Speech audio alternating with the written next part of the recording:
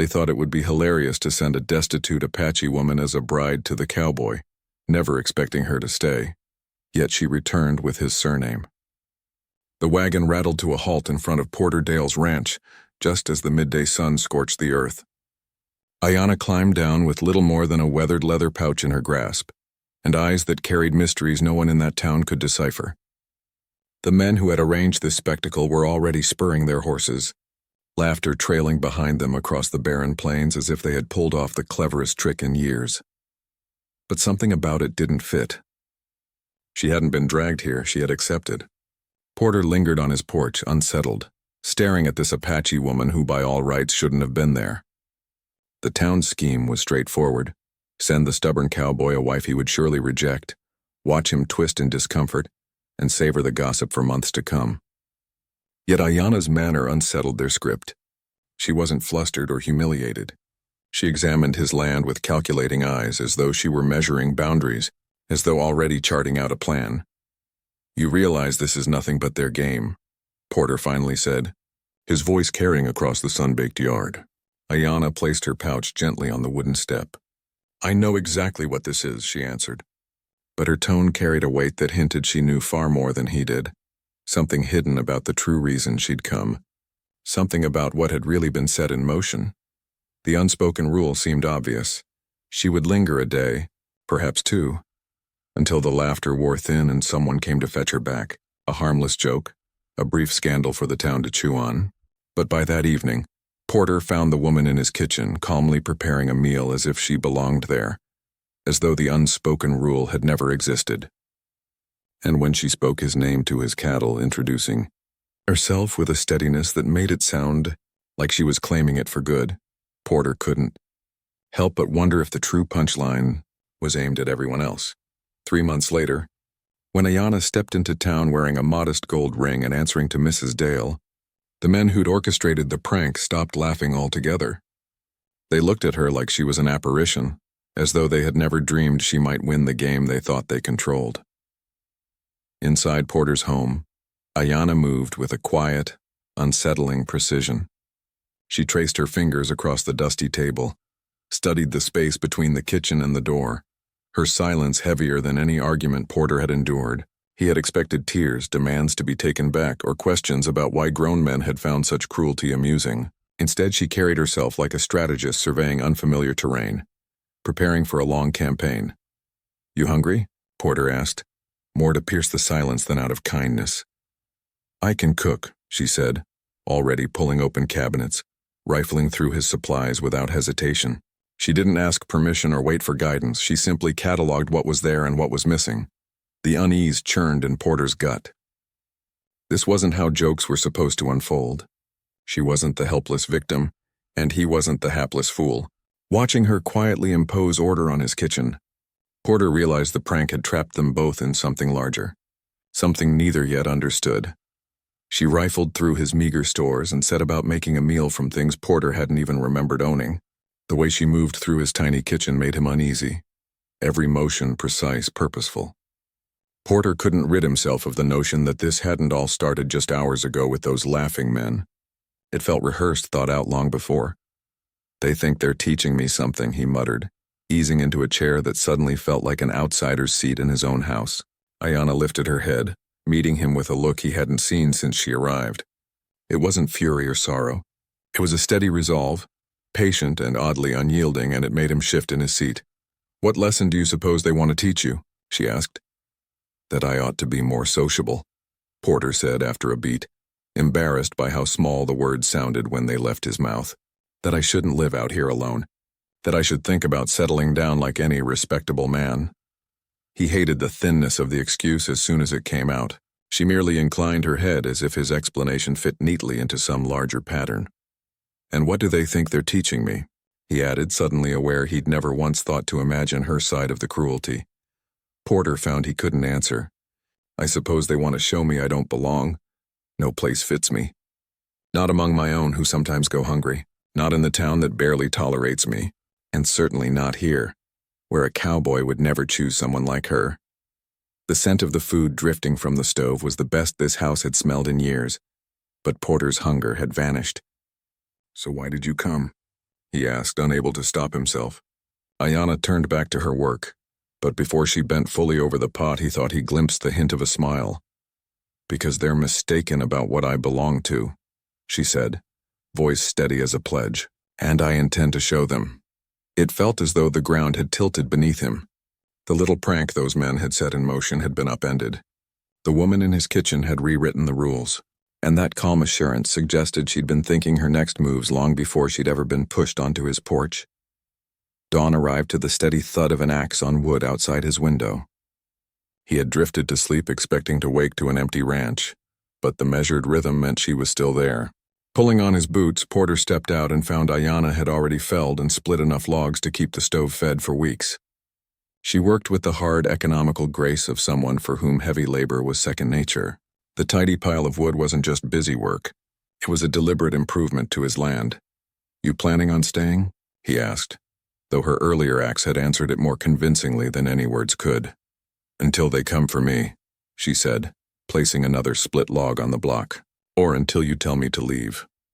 Porter searched her face, hoping, if only out of a desire for fairness, to find any trace of the shame he thought she should carry. Instead, she held his look with the same composed will she'd shown from the beginning. And the question that had kept him awake returned, sharper than before. "What aren't you telling me about why you're here?" She paused with the axe steady in her hands, and for a moment Porter believed she might finally give him the truth. Instead of answering Porter, Ayanna lifted the axe and pointed it toward the horizon, where a swirling column of dust betrayed oncoming riders. "Looks like we're about to have company," she murmured. Within minutes, 3 horsemen entered Porter's yard, carrying themselves with the easy arrogance of men certain they'd find exactly what they had left behind. Porter recognized them at once. Jerome Banks, the town blacksmith, had been needling him for months about finding a wife. Curtis Valentine, who ran the biggest general store in town, carried himself with the smug air of a man used to being listened to. And Otis Caldwell, whose quick tongue had caused more barroom brawls than his fists ever could, brought up the rear. "Morning, Porter," Jerome called out, voice bright with a cheer so fake it grated. "Thought we'd check in on your new house guest." The 3 men swung down from their saddles, their eyes fixing on Ayanna with the smug pride of men admiring a trick well played. But Porter noticed something they did not. The Apache woman standing beside a carefully stacked mound of firewood didn't look humiliated or out of place. She looked as though she belonged exactly where she was. "Figured she'd be gone by now," Curtis said with a broad grin. "Apache don't usually stick around where they ain't welcome." "Who says she ain't welcome?" Porter shot back before he could stop himself. The words hung between them heavier than he intended, and he saw the shock ripple across their faces, including Ayanna's. Otis tried to break the tension with a laugh, though it rang hollow. "Now don't tell us you're serious, Porter. Keeping her around? This was supposed to be a bit of sport, nothing more." Ayanna stepped forward, her presence quiet but undeniable. Porter caught how the 3 men shifted unconsciously closer together, like a pack suddenly unsure of its ground. "I think," she said evenly, "you ought to ask yourselves why you're really here. Because if this were truly just a joke, you would have forgotten it by now." The silence that followed prickled like the moments before a storm. Porter realized, with a creeping chill, that the little game these men thought they were playing wasn't what it appeared to be. And judging by the flicker of unease across their faces, Ayanna had just struck a truth they hadn't expected her to uncover. Jerome's horse shuffled nervously as its rider stared at her with something new in his eyes. Wariness, maybe even fear. The swagger he'd carried into the yard had vanished, replaced by a brittle edge. "Now hold on," Jerome said tightly. "We were just having fun. Trying to do Porter a favor, help him find himself a wife, that's all. By sending him someone you believed he'd never want?" Ayanna's words lingered like smoke from a freshly fired gun. Curtis moved a step closer, trying to wrest back control. "Nobody meant you harm, girl. The idea was simple. You'd stay a night, enjoy a meal, and Porter here would slip you a few coins to take back to your people. Everyone gets something." A hard weight settled in Porter's gut. "What do you mean, help her people?" The 3 men exchanged looks, and Porter knew there was a conversation happening just beyond his reach. Ayanna, however, seemed to grasp it completely. Her expression went still, and the quiet that followed was more dangerous than any shout. They know about the land, she said at last, her voice low but sharp as flint. Porter's brow furrowed. What land? Porter's voice cut sharp through the morning air. What land? He demanded. Otis forced a laugh, though it cracked under strain. Porter, don't let her spin tales in your head. There ain't any. The land where my people make winter camp, Ayanna interrupted, her voice steady. The stretch that borders your ranch. The land these three have been trying to buy off you for half a year. Porter's stomach lurched. The memory rushed back. Jerome's casual drop-ins with talk of expanding his forge. Curtis pitching it as an investment opportunity. Otis asking again and again what use a single man had for all that space. You figured if you could convince me I was lonely enough to make foolish choices, I'd sell, Porter said, the realization crashing over him like falling stone. That's not, Jerome started. And when I refused, Porter cut him off, his voice hardening. You turned to another tactic. Send me someone you thought would be nothing but trouble. Make me desperate enough to give up and walk away. Ayanna squared her shoulders and faced them fully. What you didn't count on, she said, each word deliberate, was me asking why this land mattered and who was so eager to own it. The silence thickened until Curtis finally shifted. Your people can't stay forever. Winter camps are temporary. This is about progress, about using the land the right way. My people aren't the problem, Ayanna answered flatly. The problem is what you intend to do with the land once it's yours. Porter watched their expressions flicker. The swagger drained from their faces as the truth slipped through. Whatever they wanted with his pasture, it wasn't about growing businesses or steady investments. It was a plan that required both him and the Apache to be forced off. I think you gentlemen should ride back to town now, Porter said slowly, voice edged with steel. They mounted in silence, but Otis twisted in his saddle before leaving. His grin was cruel and cold. You're letting her cloud your judgment, Porter. Thinking with your heart instead of your head, and that's going to cost you everything. As the dust of their departure drifted across the yard, Porter turned to Ayanna with a dawning clarity. She hadn't been dropped on his porch as the butt of some joke. She'd come as the answer to a problem he hadn't even seen coming. By afternoon, the two of them worked side by side, mending the section of fence nearest the contested ground. Porter had suggested the chore as a way to quiet his hands while his mind tried to settle. But he noticed the way Ayanna handled the barbed wire. Sure, practiced, unafraid, and realized she had likely chosen this very spot on purpose. How long have you known what they were planning? He asked, pulling a fresh length of wire taut between the posts. Since the first time Jerome came to you with his offer, Ayanna replied, fastening her end with crisp efficiency. We may only camp here part of the year, but my people keep watch always. We see who passes through and what they're after. Porter drove a staple into the wood harder than necessary, and you knew they'd eventually try something like this. Ayanna met his eyes. I knew they were growing desperate. Men like that didn't simply walk away when denied. They grew inventive, finding new ways to claim what they believed was theirs. The barbed wire between them hummed softly in the breeze, and Porter found his eyes drifting toward Ayanna as she worked. He noticed the faint scar above her left brow, the hardened skin on her palms. Marks of a life carved out through necessity, not choice. So you offered yourself up as their answer? He asked carefully. I offered myself as yours, she replied. The directness of it struck him like a blow. Porter froze mid-task. Mine? For the first time since she had arrived, Ayanna's calm exterior cracked, revealing a glimmer of vulnerability beneath. You needed someone who could see through what those men were really after. Someone with reasons to fight them that had nothing to do with profit. And what's in it for you? Porter pressed. She bent back to her work, though he caught the faint tremor in her hands. My people depend on that winter ground. It has been our shelter for generations. If they seize your land, they'll cut us off from ours entirely. The truth sank in, heavy as stone. Porter realized the enormity of her gamble. She had risked everything, her reputation among her own, her fragile standing in town for a single chance to protect her people. If this fails, Ayanna continued, voice steady though weighted, if they find another way to force your hand, then my people lose our refuge, and I will have failed them completely. Porter swallowed, his throat dry, and you'll have sacrificed your place in both worlds for nothing. The realization hung between them like a living thing. There's more, Porter said softly. Something you haven't told me yet? Ayana's hands went still on the wire. And what makes you so certain of that? Because no woman would gamble everything on a plan this dangerous unless she was sure it would succeed. And the only way you could be sure is if you know something about them. Something I don't. The silence dragged on, thick enough to choke. Porter was ready to let the matter drop when Ayana finally lifted her gaze toward the low hills hiding the town.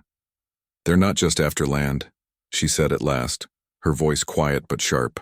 They're covering up something they've already done. Something that could ruin them if the territorial authorities ever learned the truth. Porter felt the ground tilt beneath him once again. What kind of something? He asked, his words low, tense. But before Ayana could answer, the sharp thunder of hooves split the air. Both turned to see a column of riders closing fast. Too many for it to be the same trio from that morning, and moving with the urgency of men who'd abandoned subtlety. Dust clung to their clothes, their posture grim, their eyes set on their destination with a singular purpose. 7 men drew near, and Porter recognized the leader before he could even make out the features of the rest. Marshal Stevens of the territorial capital, a man whose presence meant only one thing. Crimes had been committed, and crimes of a scale serious enough to demand federal eyes. That's trouble, Porter muttered under his breath, but when his eyes flicked to Ayana, he noticed the absence of surprise on her face, though kind of trouble those 3 men have been running from, she said, softly. Marshal Stevens swung down from his horse, with the stiff grace of a man who had been riding hard for days. His deputies fanned out without needing instruction, moving in the practiced formation of lawmen braced for resistance. Their gazes combed over every inch of the yard, sharp and deliberate. "Afternoon, Porter," the marshal said, tipping his hat. "I'm here for information about cattle rustling in this territory. Someone's been moving stolen herds, rebranding them, and selling them off 3 counties over." As the word settled, Porter felt a new set of pieces clicking into place. Nearly 200 head missing in the past half year. Too precise to be chance, this was organized work. The thieves had known which ranchers were too scattered or inattentive to notice right away, which back trails to use, where to sear out the brands so no one could trace ownership. Stevens's gaze shifted to Ayana. "Your people reported unusual movements across their winter grounds. Said cattle were driven through at night." Ayana stepped forward, her posture composed. "We don't interfere with white men's business," she said firmly. "But we observe. We know every movement across our land." "And what have you seen, miss?" the marshal asked. Porter could feel the weight of the moment pressing down. Whatever Ayana spoke next would either secure the success of her gamble or undo everything. "I've seen Jerome Banks, Curtis Valentine, and Otis Caldwell moving cattle that wasn't theirs," she declared with clarity, using the old trail that cuts between Porter's land and our winter camp. "Always at night, always in small numbers." Marshal Stevens gave a slow nod, like she had just confirmed the suspicions he'd been chasing. "We've had them under watch for weeks. They're clever, covering tracks well. What we lack are witnesses ready to put their names to it." "You've got one," Porter said before he could second-guess himself, the certainty in his voice surprising even him. The marshal's eyes cut between Porter and Ayana, sharp and calculating. He was a man who could read people, and Porter could feel that scrutiny. "You both understand what this means? These men won't sit quiet if they're called out. They've got ties in town, friends with influence. Speaking against them will make life complicated." Ayana's hand brushed lightly against Porter's arm. It was a fleeting touch, but it carried the weight of gratitude and an unspoken resolve. Porter realized then. Her presence here had never been about a marriage prank or even solely about preserving her people's winter refuge. It had always been about finding someone who would stand with her against men who believed themselves untouchable. "We're sure," Porter answered, his voice steady. But before Stevens could press further, the pounding of hooves rose again. Dust rolled across the horizon.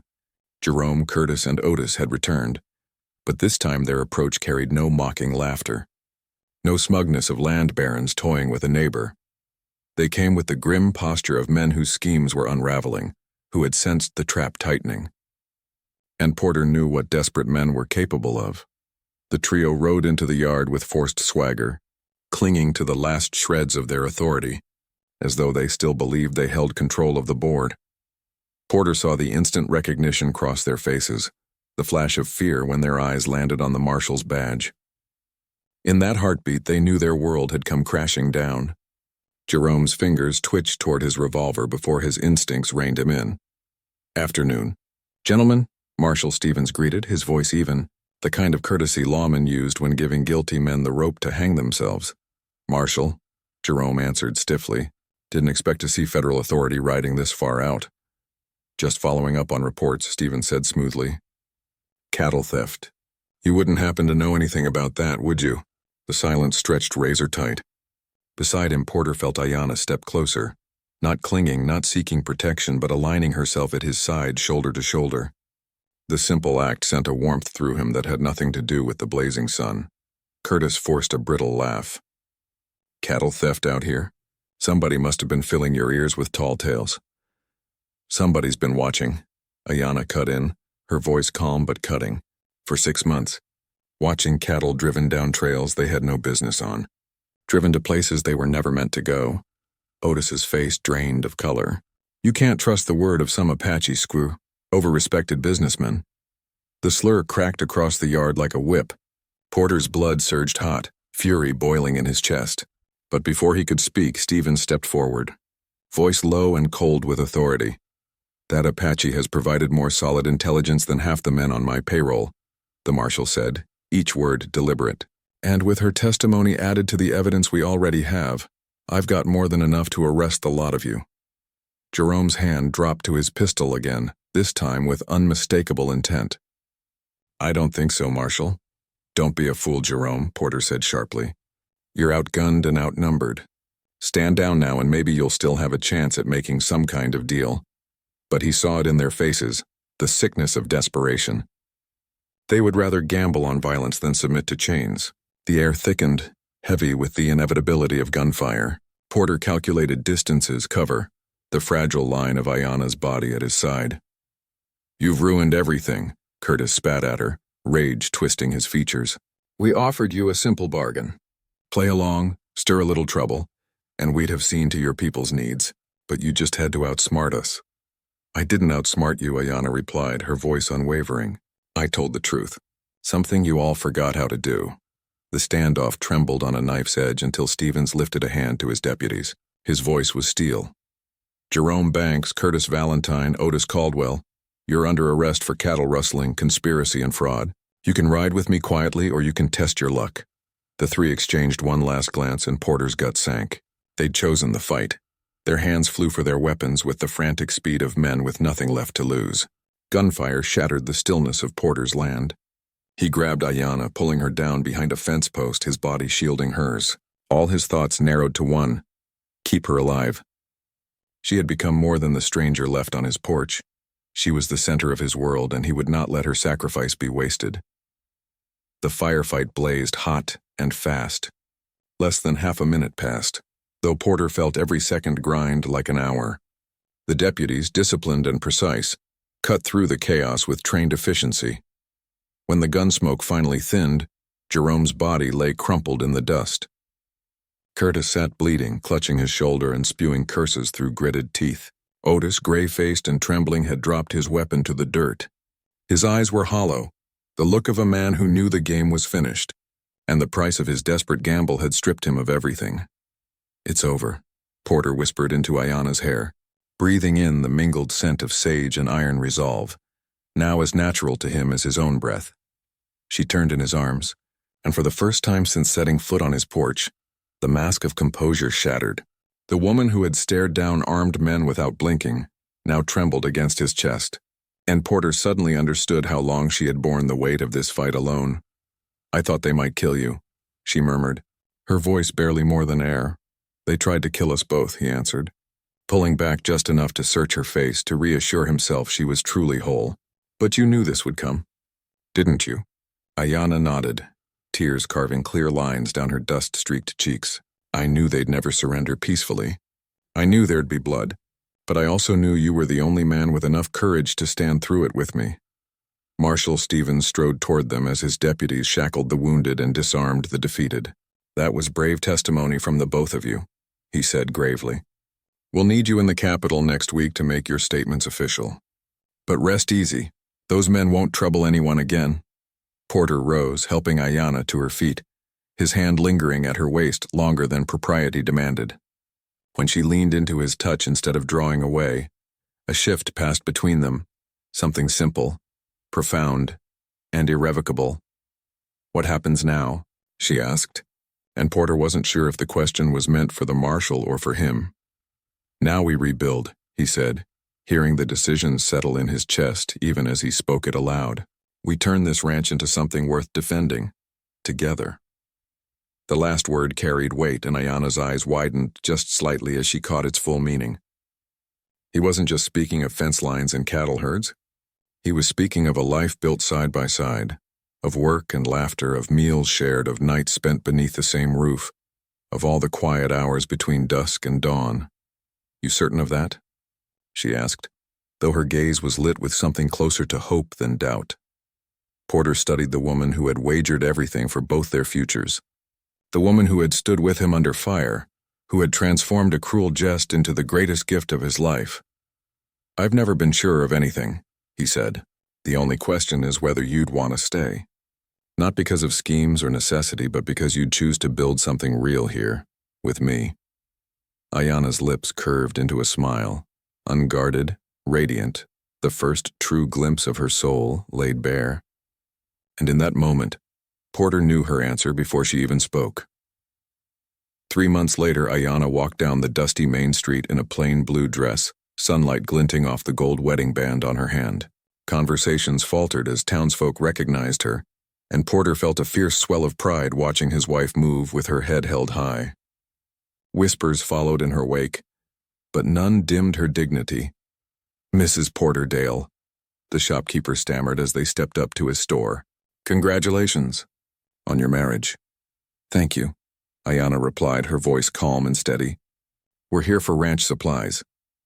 Porter watched the man's expression shift, first shock, then confusion, and finally the reluctant acceptance of a reality too solid to deny. The woman once delivered as a cruel jest hadn't just remained. She had claimed Porter's name, his ranch, and his heart. Their wedding had been modest, just the two of them, a passing preacher and the endless frontier sky as witness. Yet when Porter had slid the ring onto her finger and spoken his vows, he'd felt as though he was stepping into the man he was always meant to be. And when Ayana pledged to stand with him through all that lay ahead, her voice steady with conviction, he'd known their union was stronger than any scheme meant to break them. "Is it true what they're saying about Jerome and the others?" the shopkeeper asked while filling their order. "They're in federal prison," Porter answered simply. 20 years, for cattle theft, conspiracy, and attempted murder. The sentence fit their crimes. As they loaded their supplies into the wagon, Porter noticed how the people of town watched them now. With curiosity, yes, but also with a measure of respect.